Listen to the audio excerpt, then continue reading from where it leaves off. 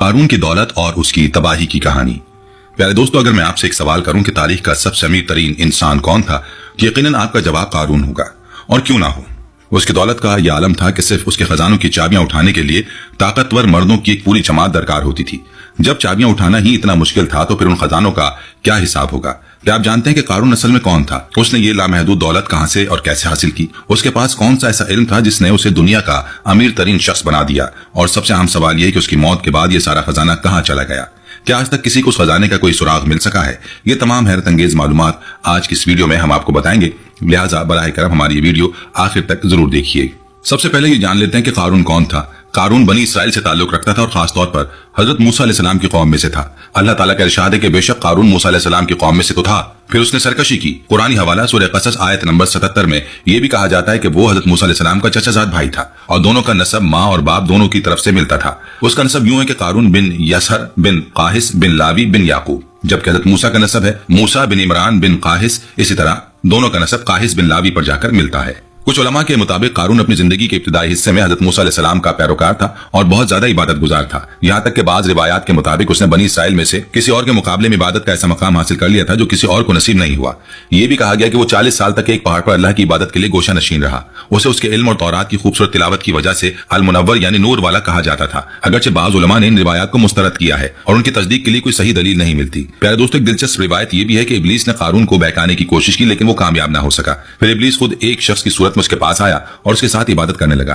ابلیس نے عبادت میں اس سے بڑھ کر مقام حاصل کر لیا، جس سے قارون کو ابلیس کے سامنے بہت زیادہ کمتری محسوس ہونے لگی۔ تب ابلیس نے آہستہ آہستہ قارون کو اپنی طرف مائل کرنا شروع کر دیا۔ اس نے قارون سے کہا کہ ہم لوگوں کے ساتھ نہ تو جماعت کی نماز پڑھتے ہیں اور نہ ہی کسی جنازے میں شامل ہوتے ہیں، میری رائے ہے کہ ہمیں بھی ان کے ساتھ شریک ہونا چاہیے کیونکہ یہ بھی ایک عبادت ہے۔ قارون نے اس کی بات مان لی۔ جب قارون نے ایسا کیا اور بنی اسرائیل کو اس کی عبادت کا علم ہوا تو وہ اس کی عبادت کے ایام میں اس کے لیے کھانا لانے لگے۔ اس پر ابلیس نے قارون سے کہا کہ ہم لوگوں پر بوجھ بن گئے ہیں، میری رائے ہے کہ ہم ایک دن کمائی کریں اور باقی ہفتہ عبادت کریں۔ پھر ابلیس نے قارون کو مزید بہکایا اور کہا کہ ہم نہ تو کسی پر صدقہ کرتے ہیں اور نہ ہی کسی کی مدد کرتے ہیں، میری رائے ہے کہ ہم ایک دن کام کریں اور ایک دن عبادت کریں۔ جب قارون اس مقام پر پہنچ گیا تو شیطان نے اس پر قابو پا لیا اور اسے چھوڑ کر چلا گیا۔ اسی مقام پر قارون کے لیے دنیا کھول دی گئی اور وہ اپنی سابقہ عبادت و زہد کو بھول کر دنیا اور مال جمع کرنے میں مشغول ہو گیا، یہاں تک کہ اس نے ایسی دولت اکٹھی کر لی جس کی مثال پوری تاریخ میں نہیں ملتی۔ اب بات کرتے ہیں قارون نے یہ دولت کیسے حاصل کی۔ پیارے دوستو، حقیقت یہ ہے کہ محققین اس طریقے کی تصدیق نہیں کر سکے کہ قارون نے اپنی دولت کیسے جمع کی، تاہم اس بارے میں کئی روایات مشہور ہیں۔ پہلی روایت کے مطابق وہ تجارت کا کام کرتا تھا جس میں وہ بہت ذہین اور ماہر تھا، اس کے ذریعے اس نے یہ بے پناہ دولت اکٹھی کی۔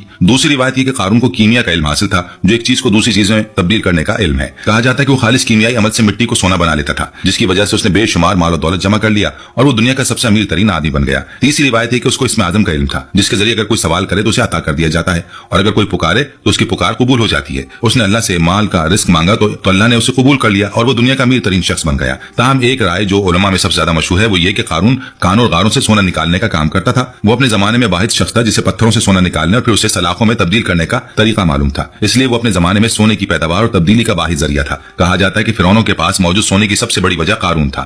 اسی طرح قارون بہت ہی کم عرصے میں اپنے زمانے کا امیر ترین شخص بن گیا۔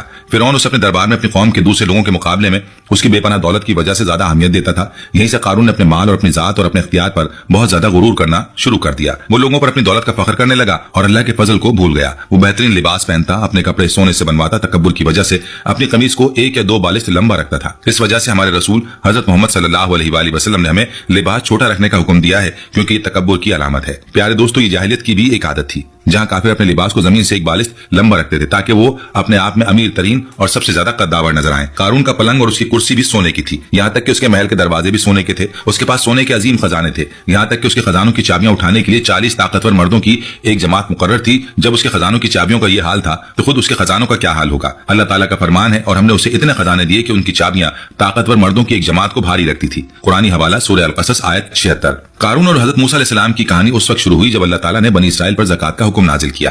جب اللہ نے اس کا حکم دیا تو حضرت موسیٰ علیہ السلام نے بھی انہیں اس کا حکم دیا۔ قارون نے سب سے زیادہ اس کا انکار کیا کیونکہ اسے اپنے مال سے بہت زیادہ محبت اور خوف تھا، لیکن حضرت موسیٰ علیہ السلام کے خوف نے اسے ان کے پاس جانے پر مجبور کیا تاکہ وہ انہیں راضی کریں۔ حضرت موسیٰ علیہ السلام نے اسے حکم دیا کہ وہ ہر 1000 دینار میں سے 1 دینار اور ہر 1000 بکریوں میں سے 1 بکری زکوٰۃ میں دے۔ قارون پہلے اس بات پر راضی ہو گیا لیکن وہ اس سے ناخوش تھا۔ جب قارون اپنے گھر واپس آیا تو اس نے محسوس کیا کہ یہ بہت زیادہ ہے اور اس کا نفس اپنا کچھ بھی مال نکالنے پر تیار نہیں ہوا، لہذا قارون نے لوگوں سے رابطہ کیا جو اس کے ساتھ بیٹھنے کے عادی تھے۔ ان سے کہا کہ موسیٰ نے تم لوگوں کو بھی بہت سے کاموں کا حکم دیا ہے اور تم نے ان کی اطاعت کی ہے، اب وہ تمہارا مال لینا چاہتے ہیں تو ہمیں ان کے ساتھ کیا کرنا چاہیے؟ لوگوں نے کہا آپ ہمارے بڑے ہیں اور ہم آپ کے حکم کے تابع ہیں، آپ جو چاہیں ہمیں بتائیں، ہم آپ کے ساتھ ہیں۔ قارون نے ان سے کہا کہ ہم ایک بدکار عورت کو لائیں گے اور اسے مال کی پیشکش کریں گے تاکہ وہ لوگوں کے سامنے موسیٰ پر خود سے زنا کا الزام لگائے، جس سے موسیٰ کا معاملہ ختم ہو جائے۔ روایت کے مطابق قارون نے باقی ایک بدکار عورت کو بلایا، اسے 1000 دینار اور سونے کا ایک تشت دیا اور اسے حکم دیا کہ وہ لوگوں کے سامنے حضرت موسیٰ علیہ السلام کے پاس جائے اور ان پر یہ الزام لگائے کہ انہوں نے اس کے ساتھ زنا کیا ہے۔ جب اگلا دن آیا تو قارون حضرت موسیٰ علیہ السلام کے پاس گیا اور ان سے کہا کہ لوگ باہر آپ کا انتظار کر رہے ہیں تاکہ آپ انہیں نصیحت کریں۔ جب حضرت موسیٰ علیہ السلام باہر آئے اور لوگوں سے گفتگو کرنا شروع کی تو انہوں نے کہا کہ جو شخص شادی شدہ نہ ہو اور زنا کرے تو ہم اسے 100 کوڑے ماریں گے، اور جو شادی شدہ ہو اور زنا کرے تو ہم اسے سنسار کر دیں گے یہاں تک کہ وہ مر جائے۔ قارون نے ان سے کہا یہاں تک کہ اگر آپ خود بھی ہوں؟ حضرت موسیٰ نے جواب دیا ہاں، یہاں تک کہ اگر میں خود بھی ہوں۔ قارون نے کہا کہ لوگ یہ دعویٰ کرتے ہیں کہ آپ نے ایک عورت کے ساتھ زنا کیا ہے۔ حضرت موسیٰ نے کہا اس عورت کو بلاؤ جو یہ دعویٰ کرتی ہے۔ پھر حضرت موسیٰ علیہ السلام گئے اور اللہ کے لیے 2 رکعت نماز ادا کی۔ جب عورت لائی گئی تو حضرت موسیٰ نے اس سے کہا اس اللہ کی قسم جس نے سمندر کو 2 حصوں میں تقسیم کیا اور تورات کو نازل کیا، سچ بولو۔ اس عورت نے سچ بول دیا اور جو کچھ ہوا وہ سب کچھ بتا دیا۔ اس نے اپنے کیے پر توبہ کی اور اللہ سے معافی طلب کی۔